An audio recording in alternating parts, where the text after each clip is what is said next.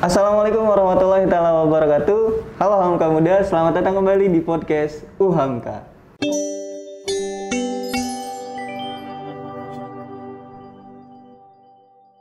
Halo Hamka Muda semua, selamat datang kembali di podcast Uhamka. Nah, di episode hari ini kita bakalan bahas yang sedang ramai terjadi di perbincangan publik. Seperti yang kita ketahui bersama, di awal tahun 2021 ini negara kita tercinta ini yaitu Indonesia sedang ramai-ramainya dilanda bencana.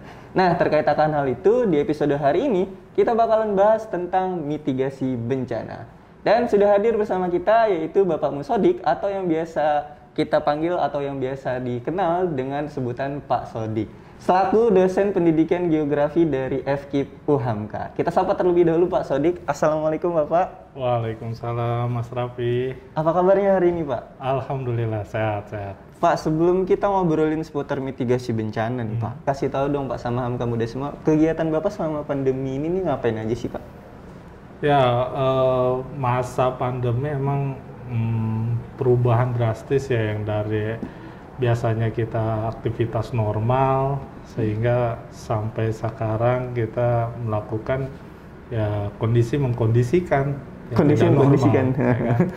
Ya diantaranya yang biasanya belajar kita tatap muka gitu kan, sekarang belajarnya online. Ya positifnya lah yang kita ambil, lebih dekat dengan keluarga, ya kan, lebih fokus lagi pekerjaan, lebih fokus kan? pekerjaan. Walaupun memang terganggu ketika ada tantangan kita bekerja di rumah gitu kan. Itu aja sih Mas Raffi. Kegiatan selama pandemi ini ya Pak ya? Tetap kita mengajar gitu aja. Tapi terkait akan Indonesia yang sedang diramai dilanda bencana nih Pak, menurut Bapak sendiri apa aja sih faktor yang membuat Indonesia di awal tahun ini dilanda bencana Pak? Ya, Hamka Muda kita harus tahu ya makna dari bencana. Gitu. Kalau kita sudah tahu apa itu bencana dan bagaimana mengantisipasinya dengan cara apa, mudah-mudahan bencana itu ya tidak memberikan efek negatif terlalu lama kepada kita. Itu dulu tuh, dari definisi kan kita tahu peristiwa atau peristiwa, fenomena ya, yang mengakibatkan ada kerusakan, ya, kerugian baik material maupun imaterial, sehingga bencana ini fenomena yang merusak nih sebenarnya. Ya. Itu yang dari definisi. Nah kalau faktor-faktornya, faktor bencana itu diantaranya faktor hidrometeorologi, itu bisa kita kenal banjir. Terus habis itu kekeringan, ya kan, angin puting beliung. Itu. Nah itu kategori yang di wilayah hidrometeorologi atau meteorologi. Nah yang selanjutnya faktor yang kedua ada di wilayah geologis. Ada di geologi ya? Geologi. Nah geologi ini gempa bumi, tsunami, ya, itu yang sifatnya ada di wilayah permukaan. Nah, kalau tadi hidronya meteorologinya di langit, kalau geologinya ada di bawah permukaan. Nah, itu faktor-faktor yang harus kita ketahui. Oh ternyata ini loh, dari definisi sampai ke faktor-faktornya apa saja. Berarti kalau untuk di bagian faktor ini sendiri terbagi jadi dua ya Pak? Yes. Kurang lebih. Kalau saya memandangnya supaya mudah, nah itu tadi bumi ini ada langit, ada bumi, buminya darat. Gitu. Iya. Tapi kalau kita tarik suatu benang merah nih Pak, bencana yang terjadi di Indonesia ini sendiri nih ya, itu tuh sebenarnya mutlak terjadi secara alamiah atau memang ada kaitannya antara hubungan masyarakat dengan alam? Ya. Terbentuknya bumi itu kan sebenarnya kan manusia yang paling akhir. Ya. Itu kalau kita kembali pada pelajaran di SMA maupun di SMP gitu kan, di SD kita diajarkan terbentuknya bumi. Tumbuhan dulu, baru ada hewan, baru terakhir manusia.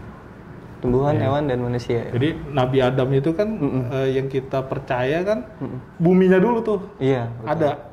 Baru Nabi Adamnya muncul. Nah, bisa jadi ya sebelum ada manusia juga ya fenomena atau kejadian ya sudah pasti ada. Itu. Hanya saja tadi itu adanya manusia, bencana ini kan didefinisikan adanya bencana jika berakibat mendatangkan resiko kepada manusia. Iya. Itu akhirnya bencana. Tapi secara alamiah itu biasa-biasa aja. Air meluap ya udah. Hujan, air meluap biasa. Gunung Merapi semburannya keluar menimbulkan munculnya debu, lompatannya batuan, gitu kan. Nah, itu kan lumrah, biasa saja. Sunatullah lah bahasanya. Gitu. Tapi karena di situ ada manusia, maka itu dikategorikan beresiko bencana. Nah, ada dua paham yang harus kita maknai ketika kita sudah memaknai lingkungan hidup kita seperti apa. Kalau saya mengatakan determinisme dan posibilisme.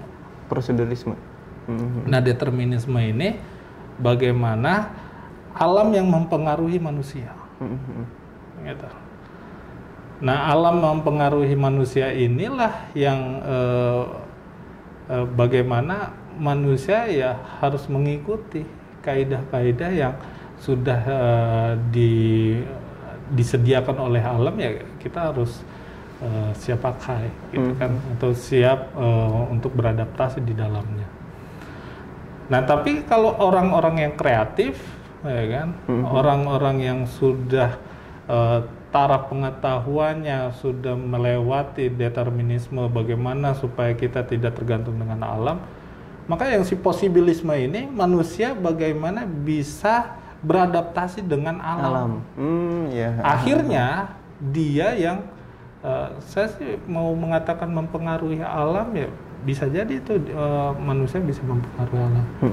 Pada kodratnya ya sebenarnya ya khalifah itu kita. Iya, betul. Nah, kalau kita memaknai khalifah dengan baik dan benar, maka paham posibilisme bagaimana seharusnya kita menjaga alam. Iya, betul. Gitu. Saya sih melihat masih ada orang yang dualisme ini, gitu kan, paham determinisme dan posibilisme, gitu, dalam aktivitas manusia. Iya. Tapi secara ilmiah ini sendiri nih Pak, negara kita ini apakah pantas dikategorikan ke dalam negara yang rawan bencana, atau memang kondisi negara kita yang mempengaruhi bahwa kita ini rawan akan bencana, Pak? Ya.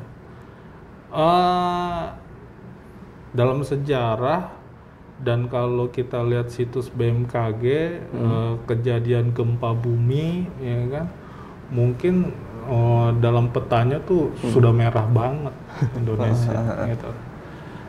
Kalau dikategorikan Indonesia rawan bencana, ya kita harus akui kita memang rawan bencana. Gitu. Rawan bencana ini kan secara geografis, ya, makanya pelajaran geografi ini mencerdaskan kita untuk bagaimana mengetahui mappingnya Indonesia itu seperti apa. Secara geografis kita dilalui 3 lempeng itu. Lempeng Eurasia itu secara besar, ya, lempeng dunia itu Eurasia, ya, dari Eropa masuk ke wilayah Asia, pertemuannya itu ada di wilayah Kepulauan Maluku, itu masuk lagi ke wilayah utara itu ada Sirkum Pasifik, ya, jadi lempeng Pasifik itu ke arah utara. Yang ketiga itu ada lempeng Indo-Australia, yang ke wilayah Australia. Jadi ngeri juga ya Mas. 3 lempeng sekaligus ada di satu tempat, gitu kan. Itulah Indonesia. Itu secara geografis. Nah, secara astronomis,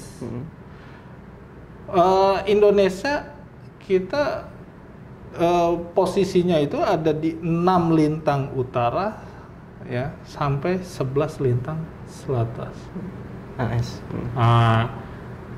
Sehingga 0 derajat khatulistiwa yang kita sebut garis hayal, gitu garis kan. Hayal. Nah, kita posisinya ya di pertengahan itu. Positifnya ya kita hanya dapat 2 musim nih. Iya. Beda subtropis yang ada di wilayah arah utara dan masuk ke wilayah selatan bumi itu. Ya. Jadi kita kenal ya kemarau dan hujan. Penghujannya itulah dampak dari hidrometeorologis tadi tuh yang kita bahas dari faktor itu. Iya. Gitu. Tapi kalau sekarang kita bahas tentang mitigasi bencananya nih Pak. Sebenarnya apa sih kaitannya mitigasi bencana sama wilayah yang rawan akan bencana? Ya, mitigasi kita tadi kalau kita sudah paham tentang bencana, faktornya kita tahu, posisi lokasi kita ini benar ada di bencana atau tidak, gitu kan? Ternyata iya, maka bagaimana manajemennya? Bagaimana mengaturnya? Di mitigasi ini penting kita tahu serangkaian upaya untuk mengurangi resiko, ya. Resiko apa aja? Bagaimana pembangunan fisik dan meningkatkan kemampuan, ya. Sehingga resiko itu bisa kita kendalikan. Iya. Nah, itu ikhtiar kita tuh sebagai manusia tuh. Ya. Jadi dalam mitigasi ini komponen resiko itu bagaimana bisa kita kendalikan, jangan sampai resiko ini bisa memberikan dampak buruk dan luas bagi kita. Tapi sekarang kan di awal tahun ini sendiri nih Pak ya, kita kan sedang dilanda bencana yang lumayan banyak. Nah, beberapa pencegahan dan beberapa ini kan sudah dilakukan oleh pemerintah nih Pak ya. Nah, menurut Bapak sendiri apa yang sudah dilakukan pemerintah dan para stakeholders lainnya itu sudah efektif belum sih Pak? Sejauh ini dari sejarah kita yang terbesar dan di kategori bencana nasional tsunami, sebenarnya itu sudah membangunkan kita dan kita harus siap sedia, gitu kan. Pemerintah tuh sudah sampai saat ini juga udah bagus tuh, ya. Munculnya Badan Nasional Penanggulangan Bencana, gitu kan, tim SAR yang sudah lebih sigap, dan di wilayah Pemda juga beserta akademisi, semua stakeholder itu sudah ikut berperan, diberi ruangnya oleh pemerintah. Saya kira munculnya regulasi dan keikutsertaan stakeholder itu dikategorikan capaian yang sudah berhasil. Hanya saja tetap kita harus meningkatkan proaktifnya pemerintah dan masyarakat, karena peran partisipasi ini penting sekali untuk tadi yang kita bahas, bagaimana supaya resiko itu bisa benar-benar kecil atau rendah itu. Meningkatkan kapasitas itu. Nah, dengan meningkatkan kapasitas itu kan bisa dari apakah itu anggarannya, sumber daya manusianya. Nah, ini yang perlu ditingkatkan lagi, sehingga kesiapan kita terhadap bencana itu sudah benar-benar siap dari pemerintah, dan warganya juga merasa aman akhirnya, merasa aman dengan kondisi yang negara kita negara rawan bencana. Gitu. Berarti secara keseluruhan sudah efektif atau belum Pak? Saya kira sih sudah. Sudah efektif. Nah, sekarang nih Pak, kita kan selaku akademisi nih, kira-kira peran penting apa sih yang bisa kita lakukan dalam mitigasi bencana ini Pak? Ya, Peran kita sebagai akademisi, saya melihat ada 3 prinsip yang harus kita kerjakan, diantaranya bagaimana penyadaran itu, di wilayah edukasi yang paling dasar, memberikan pengetahuan tadi itu seperti apa sih bencana, ya kan? Faktor bencana itu apa aja yang kita alami, lokasi kita ini lokasi bencana atau tidak, ya, akibat dari bencana ini kita harus ngapain, iya betul, gitu kan? Dan recovery yang lebih cepat juga bagaimana, ini kan bentuk penyadaran, ya. Sehingga penyadaran tahu akan dasar dari bencana ini harus dimiliki oleh masyarakat kita. Nah, dari tingkat ini maka penyadaran bisa di wilayah sekolah, ya. Kita bisa memberikan edukasi baik itu disisipkan dalam mata pelajaran, gitu kan, sehingga siswa itu paham akan bencana, ya. Berikutnya secara informasi, media gambar ataupun di internet, sosial media juga bisa kita berikan tuh, ya. Saat-saat seperti ini ya bagus tuh di media sosial, karena generasi sekarang kan lebih instan dan enaknya itu menggunakan sosial media. Bisa itu secara masif kita informasikan apa itu bencana, ya kan, dan resiko-resikonya dan lokasinya juga kita bisa berikan di situ. Nah, itu yang terpenting, sehingga informasi itu kita berikan sesuai pada levelnya. Nah, itu bagian akademis itu, mempolakan dan merumuskan pendidikan atau pembelajaran yang sesuai kepada levelnya itu yang seperti apa. Misal di usia TK, ya, kita memberikan tema-tema, atau di SD, ya, TK SD memberikan tema-tema terkait kebencanaan.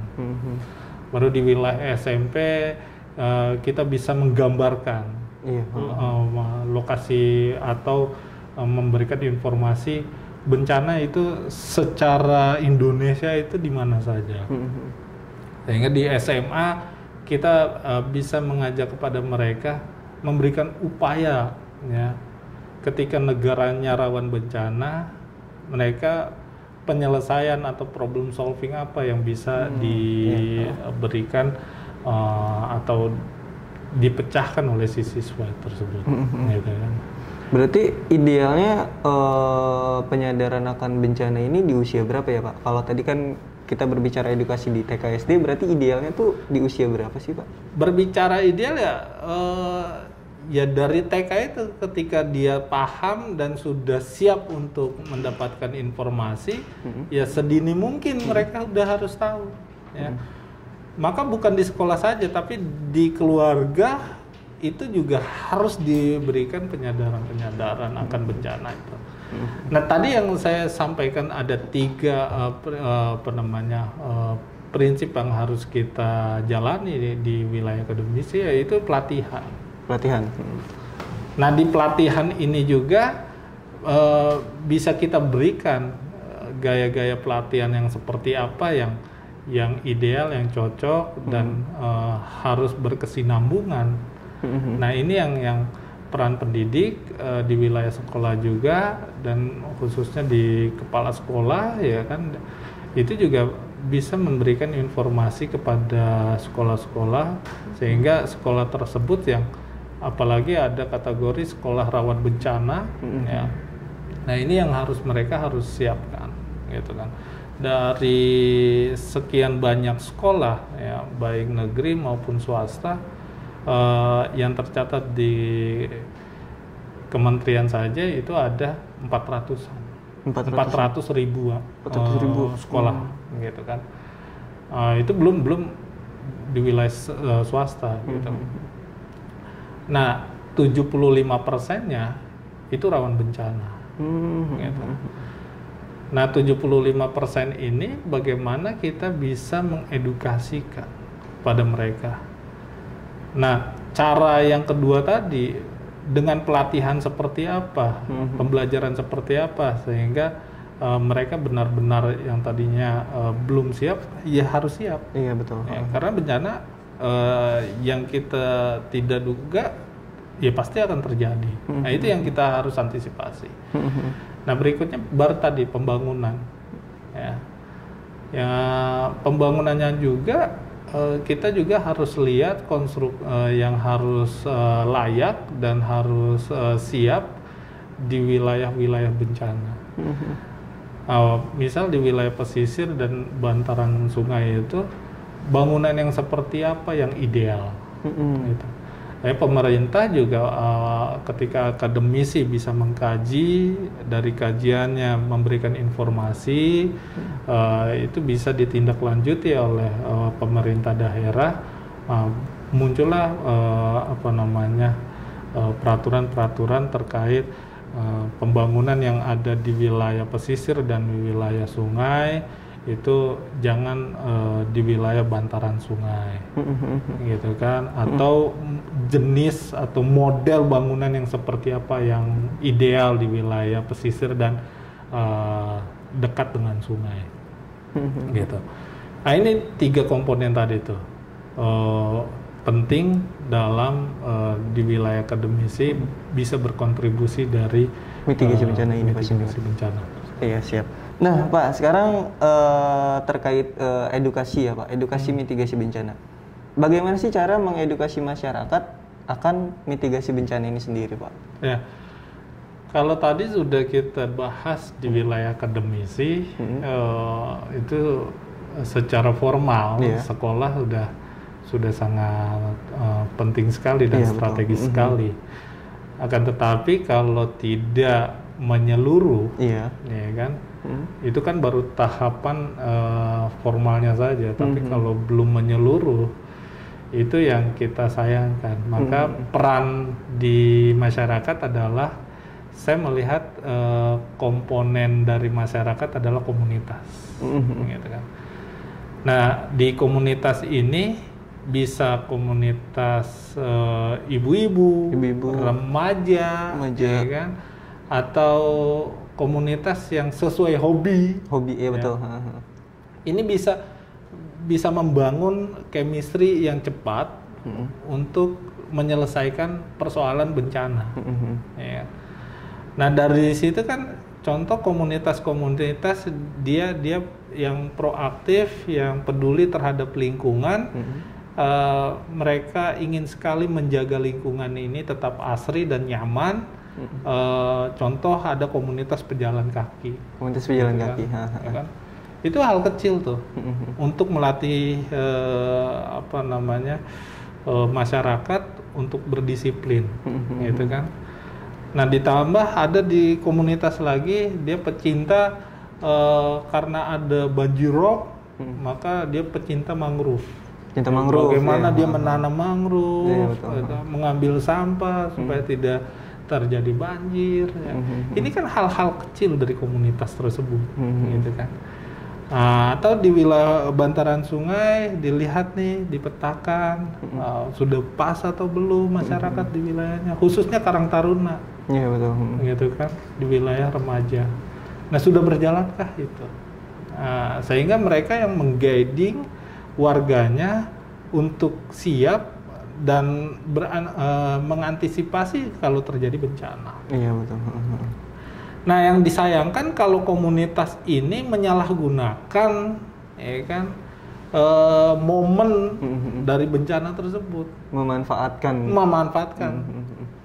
Nah, memanfaatkan ini nih, ya, bagaimana supaya benar-benar kita betul dalam perspektif bencana ini, kita benar-benar menyalurkan dan memberikan kebahagiaan atau membantu sesama manusia, gitu kan, ikatan emosi yang baik. Iya betul. Nah, tapi kalau memanfaatkan hanya nggak tahu tuh ya, kita ya positif saja, tapi kan sudahkah dia sesuai dengan peruntukannya gitu. Betul. Maka kita juga harus cerdas, memberikan donasi juga ke lembaga yang jelas, lembaga yang benar. Ya emang walaupun kita nggak sampai ke masyarakat yang terdampak gitu kan. Nah tapi itu hal kecil yang harus kita tahui. Garis bawahi lah ya Pak.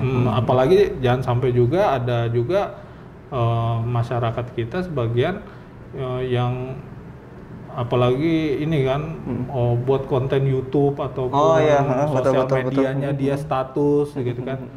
Jadi membuat lucu-lucuan, guyonan. Nah ini yang kita sayangkan. Jadi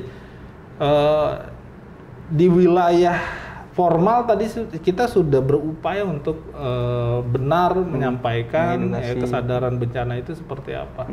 Tapi kalau impactnya itu ternyata di wilayah masyarakat masih ada, ya kan. Jadi di sekolah juga, di guidingnya juga di wilayah keluarga sama di masyarakat. Nah ini tiga posisi dari sekolah, keluarga dan masyarakat ini tetap menjaga siklus informasi dan bagaimana mitigasi bencana itu muncul. Nah itu peran komunitas. Apalagi kita memberikan edukasi di komunitas ini. Yang paling simpel kita bikin komunitas jangan buang sampah sembarangan, itu betul, penting tuh, ya kan. Selain membuang sampah sembarangan, bikin komunitas, nanam mangrove tadi, nanam pohon. Nah itu contoh aktivis kita tuh, organisasi IMM kita kemarin menanam mangrove, ya kegiatan-kegiatan yang positif yang perlu kita apresiasi dan kita support. Iya, berarti secara tidak langsung edukasi terhadap mitigasi bencana ini sangat penting ya Pak ya, baik untuk masyarakat maupun di bidang akademisi. Sangat. Nah kalau Raffi boleh menyimpulkan dari apa yang sudah Bapak sampaikan tadi, kalau untuk di bagian akademisi yang bisa dilakukan untuk pengedukasian itu dari sekolah ya Pak ya, sekolah, kampus dan lain sebagainya. Nah untuk di bagian masyarakat itu bisa dari komunitas. Ya betul. Nah Pak, pertanyaan terakhir nih Pak, karena kita udah nggak kerasa banget nih ngobrol, udah lumayan lama. Jadi pertanyaan terakhir dari Raffi adalah gimana sih caranya biar masyarakat kita tetap ngerasa aman, dan gimana caranya masyarakat kita tetap ngerasa nyaman ketika masyarakat itu sendiri berada di situasi atau di ruang lingkup yang rawan bencana Pak? Ya, tadi dimanapun, kapanpun, jangan-jangan bencana terjadi, gitu. Maka kalau kita memikirkan bencana dan ketakutan yang ditinggikan, gitu kan, maka jatuhnya was-was. Nah, ketika was-was, ya, kita menjadi tidak nyaman, ketidaknyamanan kita menjadi frustasi. Nah, ini mendatangkan penyakit nih buat kita. Maka kata kuncinya ya tawakal. Tawakal. Ya. Ketika sudah berserah diri, ya kan, hanya Allah lah yang mengendalikan kita, ya kan. Takdir juga sudah ditentukan. Kita hanya menjalankan saja. Ya kan? Dengan nawaitu kita, dengan keikhlasan kita, ya jalan. Secara aktivitas yang baik dan benar. Nah, baik dan benar itu perlu pengetahuan. Nah, dari tawakal situ, yang poin penting, yang rasional adalah disiplin. Nah, dari pengetahuan yang sudah kita dapat, mau nggak kita disiplin?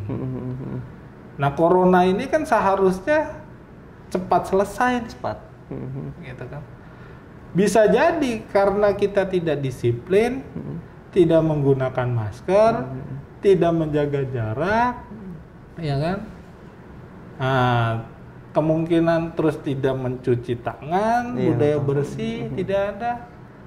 Nah, maka disiplin ini yang mengakibatkan, ya, yang sebagian masyarakatnya kita sudah bersih, disiplin, tapi masih ada golongan yang belum teredukasi atau menyadari terkait bencana tersebut, mereka belum disiplin. Iya.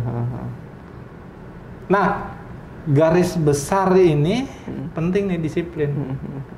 Tawakal saja belum belum dikategorikan kita bisa beraktivitas nyaman kalau kategori lingkungan kita belum ikut disiplin. Wah, luar biasa banget nih Pak obrolan kita hari ini. Nah, Hamka muda semua, itulah tadi obrolan Raffi sama Pak Sodik seputar mitigasi bencana. Nah, Pak Sodik, terima kasih banyak sudah hadir di podcast Hamka episode 2 hari ini untuk membahas mitigasi bencana. Hamka muda semua juga yang nonton, terima kasih banyak karena sudah menonton podcast hari ini. Jangan lupa untuk aktifkan tombol subscribe dan juga nyalakan loncengnya agar kalian semua tidak ketinggalan video-video terbaru dari podcast Hamka. Jangan lupa like, komen, dan juga share agar semakin banyak orang tahu akan video ini dan agar semakin banyak orang yang teredukasi terkait edukasi mitigasi bencana. Raffi pamit undur diri. Nun wal qalami wa masturun. Wassalamualaikum warahmatullahi wabarakatuh.